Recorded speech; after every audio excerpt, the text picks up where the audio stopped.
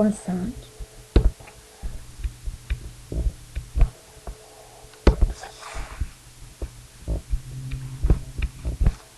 Les bases de puissance.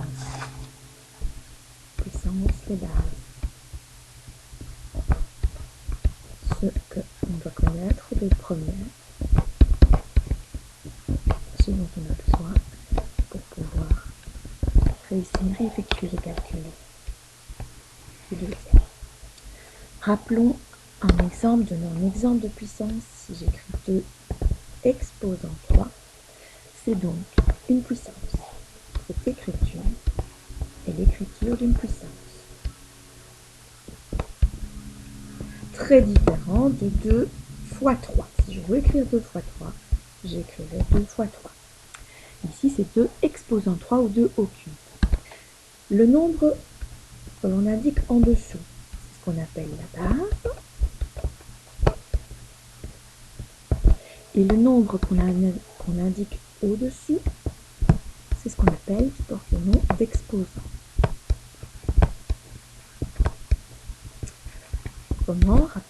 Comment calculer une puissance.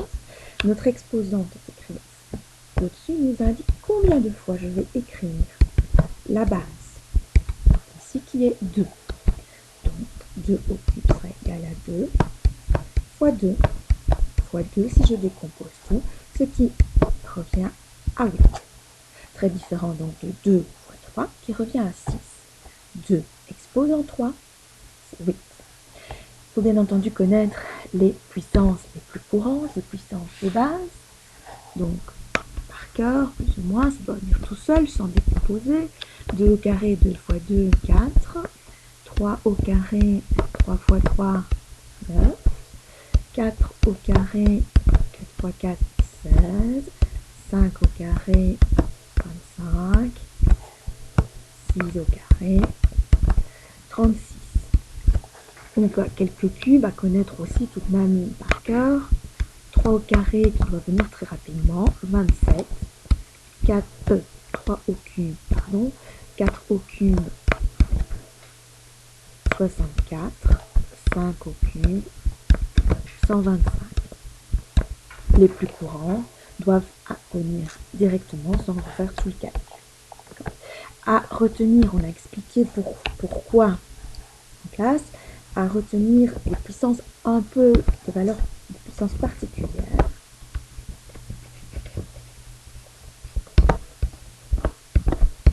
Donc, n'importe quel nombre, on généralise n'importe quel nombre exposant 0 sera toujours égal à 1. On peut le vérifier sur plusieurs exemples via la calculatrice et on a expliqué pourquoi en classe. Autre puissance à retenir, qui est évidente si on réfléchit bien, 1 exposant n'importe quoi, n'importe quel nombre sera toujours égal à 1. Ça, c'est ce qu'on a vu en première, on a beaucoup travaillé. Ce qu'on a vu en fin de première, c'est qui est peut-être un peu plus difficile, c'est quand la base est négative.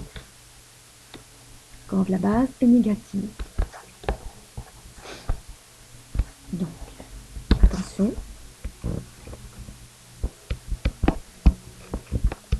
Nous avons vu que dans les températures en hiver, nous pouvons avoir des températures négatives. D'accord ? Ben, ici, dans les calculs, nous pouvons avoir des exposants, des puissances avec des bases négatives.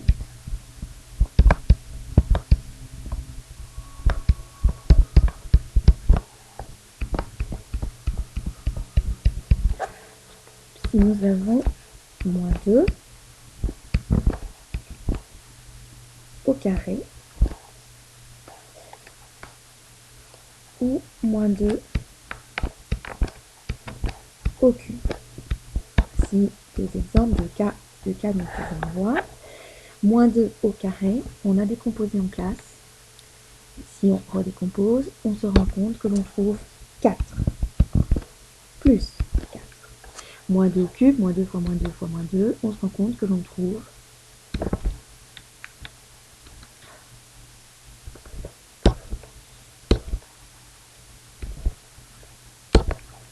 moins. Je cherchais à avoir du vert, mais c'est pas top. Moins 8. Pourquoi, comment savoir directement si c'est positif ou négatif? On regarde. Si l'exposant est pair, la réponse est positive. Si l'exposant est impair, la réponse est négative. Donc on va noter ici, si l'exposant est pair. Alors, réponse positive.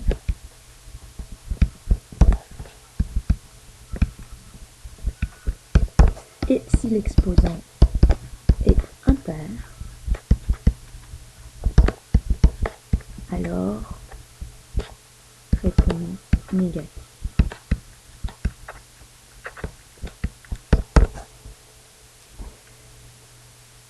Attention qu'on peut avoir deux écritures différentes. On peut le noter ici. Remarque. Moins 2 au carré qui est égal à 4. C'est différent, c'est pas la même chose que d'écrire moins 2 au carré. À ce moment-là, le carré ne porte que sur le 2. Le moins est reporté automatiquement. Et donc, ça nous fera moins 4. On ne suit à ce moment-là pas la règle que l'on vient de voir là en dessous. Voilà, première vidéo sur les puissances, les choses à savoir sur les bases de puissance.